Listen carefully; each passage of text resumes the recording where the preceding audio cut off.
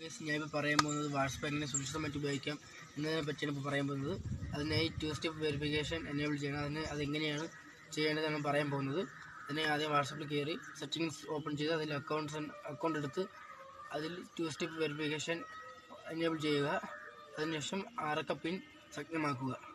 അല്ലെങ്കിൽ finger print lock enable ചെയ്യുക. അതിനായിട്ട് എങ്ങനെയാണ് ചെയ്യേണ്ടതെന്ന് പറയാൻ പോകുന്നത്. അതിനായിട്ട് ആദ്യം നമ്മൾ വാട്സപ്പിൽ കയറി സെറ്റിങ്സ് കയറിയിട്ട് പ്രൈവസി അതിൽ ആപ്പ് ലോക്ക് അല്ലെങ്കിൽ ഫിംഗർ പ്രിൻറ്റ് ലോക്ക് എനേബിൾ ചെയ്യുക. ഉന്നതമായി വരുന്ന ലിങ്കുകളിൽ ക്ലിക്ക് ചെയ്യാതിരിക്കുക. സമ്മാനം, ലോട്ടറി, ബാങ്ക് തുടങ്ങിയ സന്ദേശങ്ങൾ സൂക്ഷിക്കുക. OTP അല്ലെങ്കിൽ വെരിഫിക്കേഷൻ കോഡ് ആരോടുമായി പങ്കിടരുത്. വാട്സപ്പ് അല്ലെങ്കിൽ ബാങ്ക് ഫോൺ വഴി OTP ചോദിക്കില്ല.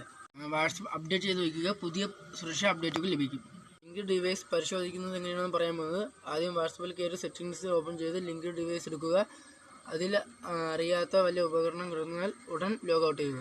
ഡിവൈസ് സെറ്റിങ്സ് ക്രമീകരിക്കുന്നത് എങ്ങനെയാണ് പറയാൻ പോകുന്നത്. ലാസ്റ്റ് സീൻ, പ്രൊഫൈൽ ഫോട്ടോ, അതുപോലെ തന്നെ എബൌട്ട്, സ്റ്റാറ്റസ് എന്നിവ മൈ കോൺടാക്റ്റ് അല്ലെങ്കിൽ ആവശ്യാനുസരണം ക്രമീകരിക്കുക.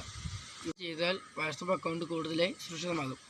സബ്സ്ക്രൈബും ലൈക്കും ഷെയറും ചെയ്യാൻ മറക്കല്ലേ.